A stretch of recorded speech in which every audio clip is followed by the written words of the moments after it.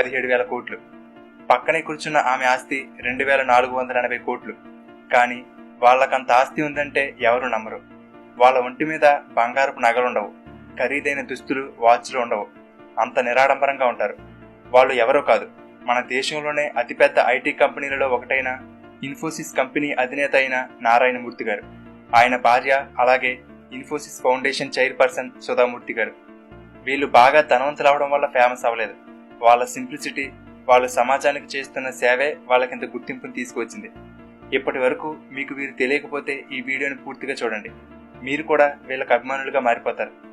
ఒక చిన్న ఇంటిలో మొదలై ఇప్పుడు ప్రపంచ స్థాయి కంపెనీగా ఎదిగిన ఇన్ఫోసిస్ కంపెనీ గురించి, దాని వెనుకున్న ఈ దంపతుల గురించి ఈ వీడియోలో తెలుసుకుందాం. కర్ణాటకలో జన్మించిన నారాయణమూర్తి గారు ఐఐటి కాన్పూర్లో మాస్టర్ డిగ్రీ సంపాదించారు. తరువాత ఐఐఎం అహ్మదాబాద్లో రీసెర్చ్ అసోసియేట్గా ఉద్యోగం లభించింది.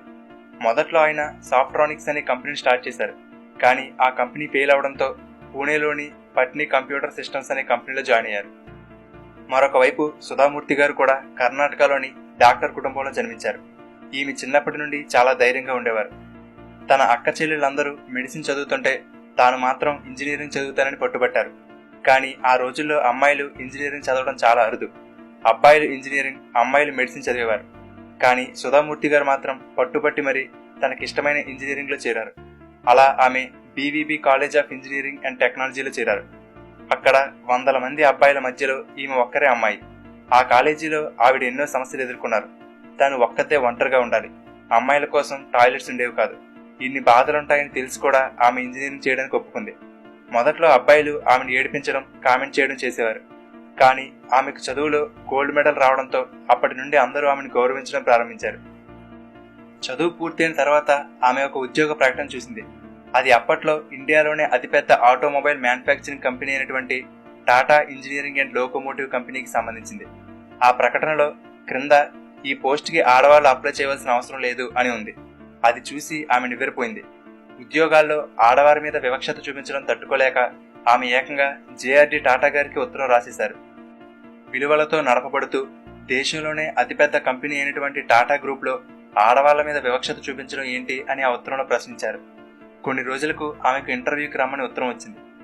ఆ ఇంటర్వ్యూలో అమ్మాయిలు ఫ్యాక్టరీలో ఎక్కువ కష్టపడి పని చేయవలసి ఉంటుందని, అది అమ్మాయిలు చేయలేరు కాబట్టే ప్రకటనలో అలా పేర్కొన్నామని చెప్పారు. అప్పుడు సుధామూర్తి గారు, మీరు చెప్పింది కరెక్టే సార్, కానీ ఎవరో ఒకరు మొదటిసారి అవకాశం ఇవ్వకపోతే అమ్మాయిలు ఈ రంగంలోకి రాలేరు కదా అని ప్రశ్నించారు. ఆమె తెలివితేటలకు, ధైర్యానికి మెచ్చుకుని ఆమెకు టెలికోలో ఉద్యోగం ఇచ్చారు. అలా టెలికోలో చేరిన మొదటి మహిళా ఇంజనీర్ ఈవిడే. తరువాత నారాయణమూర్తి గారికి, సుధామూర్తి గారికి మధ్య ఏర్పడిన పరిచయం ప్రేమగా మారి 1978లో వాళ్ళిద్దరికీ పెళ్లయింది. అప్పట్లో సాఫ్ట్వేర్ రంగం పుంజుకుంటుంది. ఆ సమయంలో నారాయణమూర్తి గారికి ఒక చిన్న కంపెనీ పెట్టాలనే ఆలోచన వచ్చింది. ఐడియా అయితే వచ్చింది, కానీ కంపెనీ పెట్టడానికి డబ్బులు లేవు. అప్పుడు సుధామూర్తి గారు తాను ఎప్పటి నుండో దాచుకున్న 10,000 రూపాయలు నారాయణమూర్తి గారికి ఇచ్చారు. ఈయనతో పాటు అతని స్నేహితులు మరొకరు 6 కలిసి ఇన్ఫోసిస్ అనే కంపెనీ స్టార్ట్ చేశారు. మిగిలిన 6 అమెరికాలో ఉండేవారు. వారు అక్కడ ఇతర ప్రాజెక్టులు పూర్తి చేసి డబ్బులు సంపాదించి ఇక్కడ కంపెనీని డెవలప్ చేయడానికి పంపేవారు. నారాయణమూర్తి గారు ఇండియాలో ఉండి కంపెనీని స్టార్ట్ చేయడానికి కావలసిన అనుమతులు తీసుకుంటూ ఉండేవారు. ఆ రోజుల్లో కంప్యూటర్లు, ఫోన్లు ఉంటే లగ్జరీగా ఫీల్ అయ్యేవారు. ఒక కంప్యూటర్ ఇంపోర్ట్ చేసుకోవాలన్నా కూడా పర్మిషన్ ఉండాలి. అలా ఆయన కంప్యూటర్లు కొనడానికి పర్మిషన్ కోసం ఢిల్లీకి 25 సార్లు తిరిగారట. అలాగే కంపెనీకి టెలిఫోన్ లైన్ సంపాదించడానికి 2 సంవత్సరాల సమయం పట్టింది. అంటే ఆ రోజుల్లో బిజినెస్ స్టార్ట్ చేయడం ఎంత కష్టమో అర్థం చేసుకోవచ్చు. లంచం ఇస్తే పనులు త్వరగా పూర్తవుతాయని తెలిసి కూడా ఈయన లంచాలు ఇచ్చేవారు కాదు. Reserve bank of India office దగ్గర ఎన్నో రోజులు వెయిట్ చేసేవారు. అలా తమ ఇంటిలోనే ఒక చిన్న గదిలో కంపెనీని స్టార్ట్ చేశారు. ఆ సమయంలో సుధామూర్తి గారు భర్తని పూర్తిగా కంపెనీని చూసుకోమని, తాను కుటుంబాన్ని చూసుకుంటానని చెప్పి ఆయనకు సపోర్ట్గా ఉండేవారు. ఎంత కష్టపడినా గానీ సమస్యలు తప్పేవి కాదు. ఒకానొక సమయంలో పార్ట్నర్స్ లో కొంతమంది కంపెనీని అమ్మేయడం మంచిదేమో అని అన్నారు. కానీ ఆయన మాత్రం ఒప్పుకోలేదు. ఇష్టం ఉన్న వాళ్ళు ఉండొచ్చు, నేను మాత్రం ఈ కంపెనీని అమ్మే ప్రసక్తే లేదని తేల్చి చెప్పారు. ఎన్ని కష్టాలు వచ్చినా కంపెనీని ముందుకు తీసుకువెళ్లారు. అలా 1999 నాటికి ఇన్ఫోసిస్ రెవెన్యూ $100 మిలియన్ కు చేరుకుంది. అంతేకాదు, అమెరికన్ స్టాక్ మార్కెట్లో లిస్ట్ అయిన మొట్టమొదటి ఇండియన్ కంపెనీగా రికార్డ్ క్రియేట్ చేసింది. ఇప్పుడు మన దేశంలో ఇంప్లిమెంట్ అవుతున్న జీఎస్టీ వెబ్సైట్ ని డెవలప్ చేసి మెయింటైన్ చేసింది కూడా ఇన్ఫోసిస్ కంపెనీనే. అలా చిన్నగా మొదలైన కంపెనీ ఇప్పుడు ప్రపంచ ఐటీ రంగంలో ఒక దిగ్గజంగా, ఇండియాలోనే అతిపెద్ద ఐటీ కంపెనీలలో 2వ స్థానంలో ఉంది. ఇప్పుడు ఇన్ఫోసిస్ సుమారుగా 2,50,000 మందికి ఉపాధిని కల్పిస్తుంది. వాళ్లలో 37% మంది మహిళలే. అయితే ఇన్ఫోసిస్ కేవలం లాభాల కోసం చూసుకునే కంపెనీ కాదు. అందుకే 1996లో ఇన్ఫోసిస్ ఫౌండేషన్ అనే సంస్థను మొదలుపెట్టి కంపెనీకి వచ్చిన లాభాలలో కొంత ఈ ఫౌండేషన్ ద్వారా సమాజ సేవకు ఉపయోగిస్తున్నారు. ఈ ఇన్ఫోసిస్ ఫౌండేషన్ కి సుధామూర్తి గారు చైర్పర్సన్ గా ఉన్నారు. ఇక్కడ మనం సుధామూర్తి గారి గురించి ఖచ్చితంగా చెప్పుకోవాలి. మన ఇండియాలోనే అత్యంత డబ్బున్న మహిళలో ఈమె ఒకరు అంటే మనం నమ్మలేం. అంత సింపుల్ గా ఉంటారు. ఖరీదైన బట్టలు, బంగారపు నగలు ఉండవు. సాధారణంగా చీర కట్టుకుని ఉండే ఈవిడని చూస్తే మన బంధువుల్లో ఒక పెద్దవిళ్ళ ఉంటారు.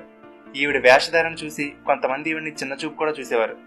ఒకసారి ఈమె లండన్ ఎయిర్పోర్ట్ లో ఫ్లైట్ ఎక్కడానికి క్యూలో నిల్చున్నప్పుడు ఈమెను చూసి ఈమె ముందున్న ఒక ఆవిడ, మీ బోర్డింగ్ పాస్ చూపిస్తారా అని అడిగిందట.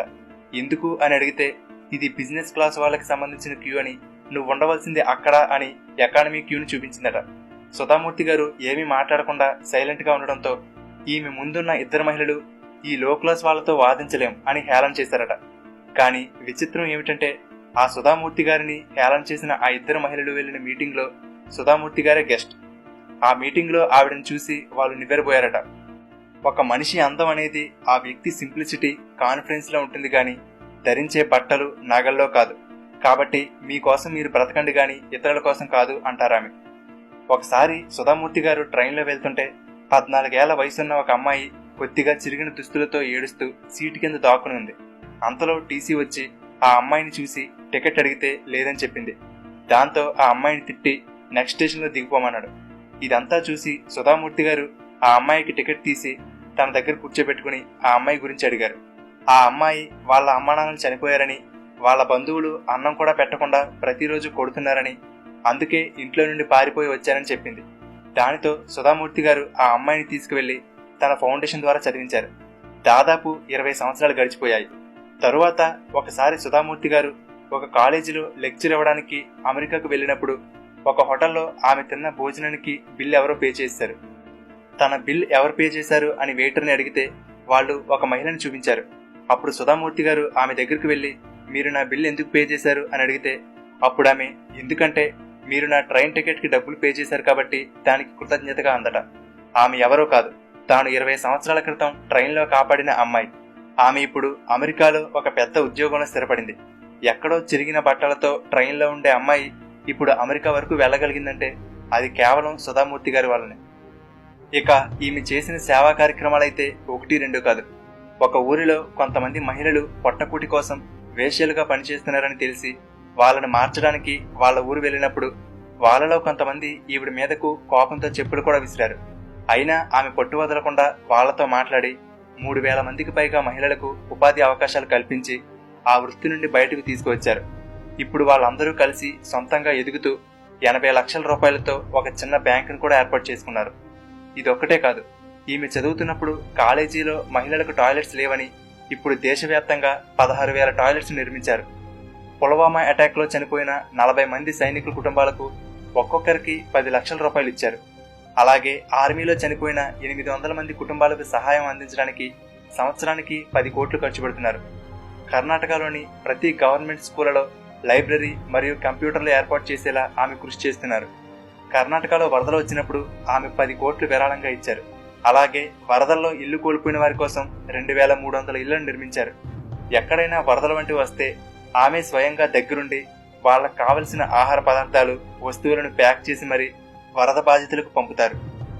అలాగే చిన్నపిల్లలకి భోజనాలు పెట్టే అక్షయపాత్ర ఫౌండేషన్ కి ఎప్పటికప్పుడు సహాయం అందిస్తుంటారు. తెలంగాణలో 1,00,000 మంది పిల్లలకు ఒకేసారి భోజనం వండడానికి సరిపడా పెద్ద వంటశాల నిర్మాణానికి కావలసిన 18 కోట్ల రూపాయలు ఆమె విరాళంగా ఇచ్చారు. క్యాన్సర్ పేషెంట్స్ కోసం బెంగళూరులో క్యాన్సర్ హాస్పిటల్ నిర్మాణానికి 40 కోట్లు సహాయం అందించారు. చిన్నపిల్లల చదువు కోసం ఇన్ఫోసిస్ ఫౌండేషన్ స్కాలర్షిప్లు అందిస్తుంది. అంతేకాదు, ప్యూరిఫైడ్ వాటర్ ప్లాంట్లు, బోర్లు, స్కూల్ భవనాలు ఇలా ఎన్నో నిర్మించారు. కృష్ణా, గుంటూరు జిల్లాలలో సుమారుగా 2,500 స్కూళ్లలో చిన్నపిల్లల పుస్తకాల కోసం 2.5 కోట్లు విరాళంగా ఇచ్చారు. ఇలా 1-2 వీరు చేసిన మంచి పనుల గురించి చెప్తూ పోతే ఒక వీడియో సరిపోదు. వీరు చేసిన సేవా కార్యక్రమాలకు గాను ప్రభుత్వం సుధామూర్తి గారికి పద్మశ్రీ అవార్డుతో సత్కరించింది. అలాగే విలువలతో కూడిన వ్యాపారం చేస్తున్నందుకు నారాయణమూర్తి గారికి 2000 సంవత్సరంలో పద్మశ్రీ, 2008లో పద్మవిభూషణ్ అవార్డు దక్కింది. భార్యాభర్తలు ఇద్దరూ అంతే. అన్ని వేల కోట్లున్నా కూడా ఎక్కడా ఆడంబరాలకు పోకుండా ఎంతో సామాన్యంగా ఉంటారు. వాళ్ళ సంస్థలో పనిచేసే కార్ డ్రైవర్లు, అటెండర్ల ఇళ్లలో జరిగే శుభకార్యాలకు కూడా హాజరవుతారు. ఇక సుధామూర్తి గారైతే మనం ఎప్పుడు ఎక్కడ చూసినా ఎటువంటి కల్మషం లేకుండా చిన్నపిల్లలా నవ్వుతూనే ఉంటారు.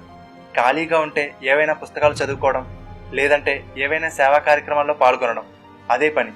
వీళ్ళ ఇంట్లో ఉండే లైబ్రరీలో 20,000కు పైగా పుస్తకాలున్నాయంటే ఎంతగా బుక్స్ చదువుతారో అర్థం చేసుకోవచ్చు.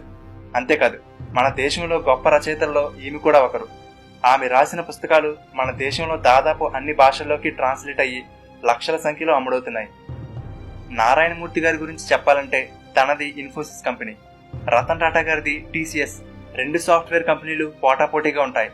అలాంటిది రీసెంట్ గా నారాయణమూర్తి గారు ఒక అవార్డు తీసుకుంటూ రతన్ టాటా గారి కాళ్లకు దండం పెట్టడం అందరినీ ఆశ్చర్యపరిచింది. నిజంగా డౌన్ టు ఎర్త్ అనే మాటకి వీళ్ళిద్దరూ సరిగ్గా సరిపోతారు. నారాయణమూర్తి గారు ఇన్ఫోసిస్ ని డెవలప్ చేస్తూ సంపదని సృష్టిస్తుంటే, సుధామూర్తి గారు ఇన్ఫోసిస్ ఫౌండేషన్ ద్వారా ఆ సంపదని సమాజ సేవకు ఖర్చు చేస్తున్నారు. ఆదర్శ దంపతులకు అసలైన ఉదాహరణ వీరు. కొంత పేరు, డబ్బు, హోదా రాగానే ఏదో సాధించినట్టు విర్రవీగిపోయే మనం ఇలాంటి వాళ్ళని చూసి ఎంతో నేర్చుకోవాలి.